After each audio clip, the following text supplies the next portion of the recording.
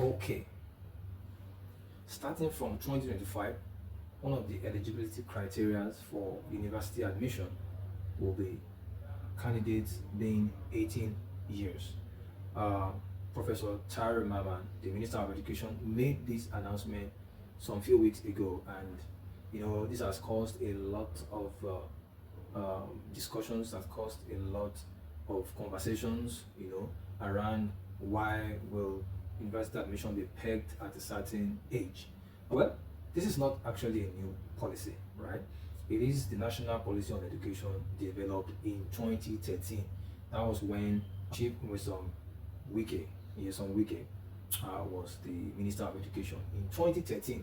But our stakeholders who are supposed to implement these policies, they develop cold feet, concerning instrumentalizing the policy, believing that it may cause some sort of issues, especially around smart students who may be academically, qualified to gain admission to university before the age of 18, right? Oh, okay. So, established. This is not a new policy. This government is just coming in to ensure that the policy is instrumentalized, and that will be starting in 2025. Okay, so the new policy is structured into an early child care development between the age of 0 to 4 years, and basic educations age 5 to 15 years. So for basic educations, it must be 5 years and then to 15 years. This encompasses pre-primary classes, 6 years of primary education, and also 3 years of junior secondary education. And then the post-basic education, that will be for senior secondary school education or technical colleges for 3 years. And then tertiary education provided in colleges of education, polytechnics, monotechnics, and university. Now, this has caused a lot of conversation. Many people apparently do not really understand the import of this policy, and then people are beginning to agitate. Well, for this year, admission is still going to go on for those who are less than 18 years, but from 2025, it is no longer going to be possible. However, we need to consider the advantage of this policy. All right, you see young children who are less than 2 years old being hurried up to school these days.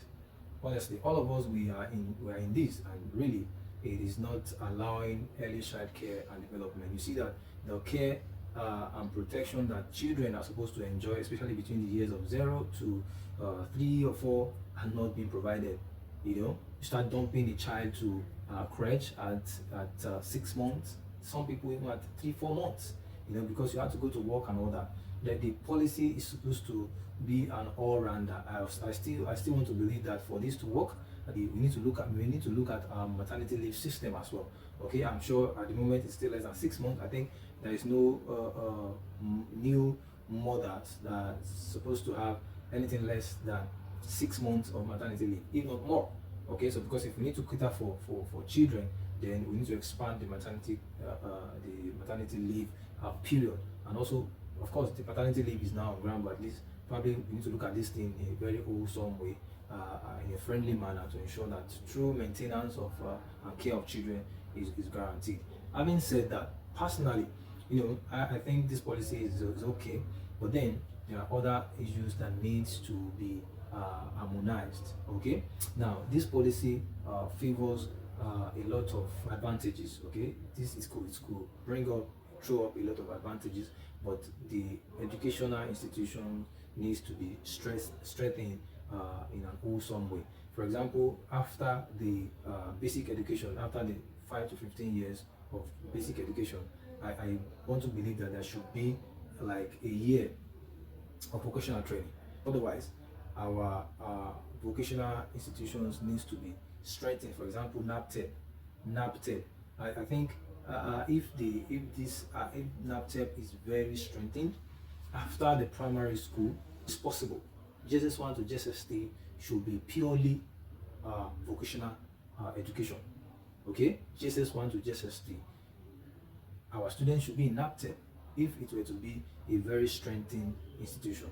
I remember when we were in junior secondary school, as far back as 1994. I was in JSS class between 1994 and 1997. All right, in our introductory technology class, there are all sort of equipment in our Intotech lab, all sort of equipment for metal fabrication, for woodwork, all sort of things.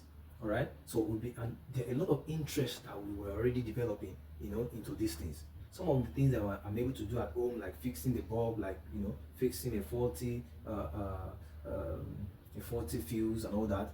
I can even fix a fuse that is faulty. Those are some of the things that we learn during our Intotech classes. But after some time, all those Intotech labs became moribund because those equipment were not put to use. Some of them were carted away, were stolen, and then those things are no longer on ground. Okay, so if government wants to make this work, I think NAPTEP, there should be huge investment in NAPTEP. Invest heavily in NAPTEP. Provide quality equipment, fabrication equipment, have a lot of trained introductory technology teachers, and then let everybody go to NAPTEP between their JSS1 to JSS3. All right, and then not only about technology. All right, we need to also see how we can incorporate creativities into NAPTEP. All right, like soap making, shoe making, sewing. A lot of things can be entrepreneurship classes. Let's have a kind of awesome revamp of the curriculum of NAPTEP, so that by the time a child finishes JSS3, they can decide if they want to become an engineer, if they want to become a doctor, if they want to go into.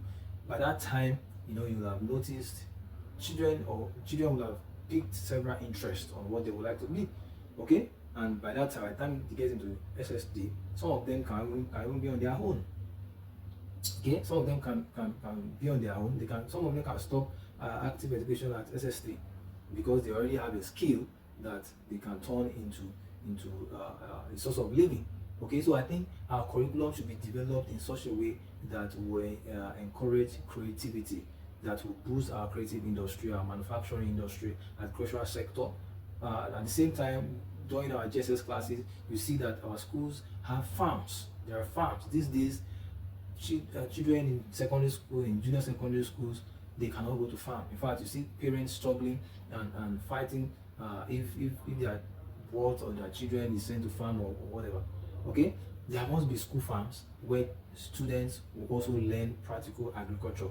Some of the things that some of us are practicing right now, honestly, we're not learned in the university. I do subsistence farming. I didn't learn that from the university, even though I graduated as a plant scientist. Everything I was doing was in the class. Okay, but some of the agricultural methods that I know and I'm putting into use right now were learned during my secondary school days. Okay, so there's so much that we need to do with our secondary school, with our JSS classes, and then leading to the SS classes. So I think the national policy on education, the new one, is not new. Okay, it's something that we should have embraced a long time. Okay, so I think it's something that we need to embrace, and it's something that we still need to have a lot of stakeholder engagement to really be sure that we are doing this right. So my advice to the Minister of Education would be that he looks into NAPTEP, take an awesome look at NAPTEP, see how the curriculum there can be overhauled in a way to encourage or to support entrepreneurship, to encourage and support craftsmanship, technical training, and a whole lot. All right, if we can do this, then you can see, you see that the nation will be able to ensure some certain sort of sustainability, when it comes to people being gainfully employed, people having skill that they can put to use. And you see that we may not actually be having so much population of students seeking admission into university. All right, the places that our people run to, the UK, the US, and Canada, if you check well, you see that the enrollment in such places for citizens are not much. because you see people after high school, they are able to do something, they have learned skills, they have learned some certain competencies that the system can admit. All right, but here, if you do not have a university certificate, you are likely going to be turned down. Right, but we know that if we have a productive economy, then you will need so much technical people, and these technical people, they do not have to have university education. Most of the expatriates, the so-called expatriates that we have in our construction industries, in our manufacturing industries in Nigeria, they do not have. Most of them do not have university education.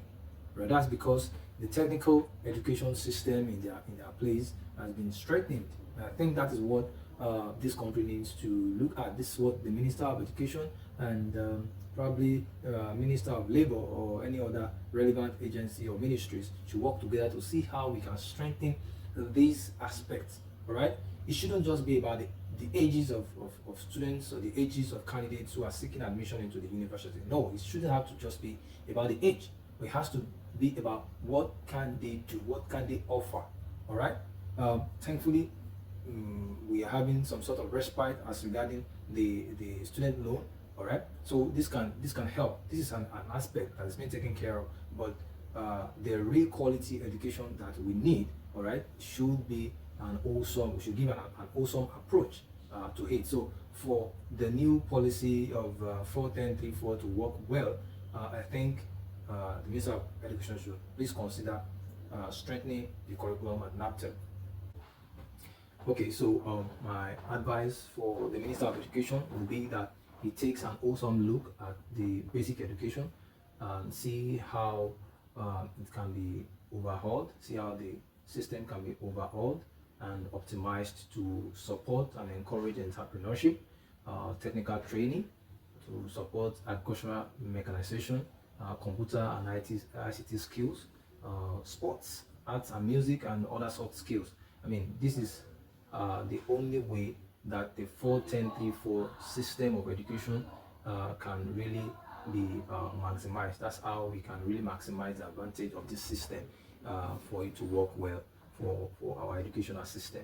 Okay, so I think if this can be done, if NAPTEP can be strengthened, I believe NAPTEP is well positioned to be able to be an instrument, to be able to achieve this skill acquisition at this level of education, and which will definitely bring about some sort of independence, to children after completing their basic education. Some of them can really be on their own, fabricating and manufacturing stuffs that we do not need to import. Some of the woodwork, some of the finished woodworks and furnitures, all that we are importing. These are things that really can be fabricated in this place. All right, it's just for us having a good base of citizens with technical know-how, and then we see that some of these things will not be challenges. It will not be a challenge, and you see that only some people who are really bent on tertiary education will pursue it. Okay, it's not compulsory that everybody should have a tertiary education. All right, you see that there will be a drastic reduction in the number of people that are enrolling for university admission, which is climbing every year. Okay, when it comes to cost of education or cost of quality education, that's another kettle of fish. And sometimes I'm going to speak on this as well, because I see that Nigerians, citizens, are not really ready for quality education. Like I said, it's another kettle of fish. The government has their own part to play, and there is the citizens aspect as well. It is when we are able to bridge this gap that we can really be proud of quality education. So for now, I hope that the government really see how they can strengthen the vocational and technical aspect of our education system. Thank you. If you also have some opinion about this, please check in the comment section. Let me know what you think. Thank you.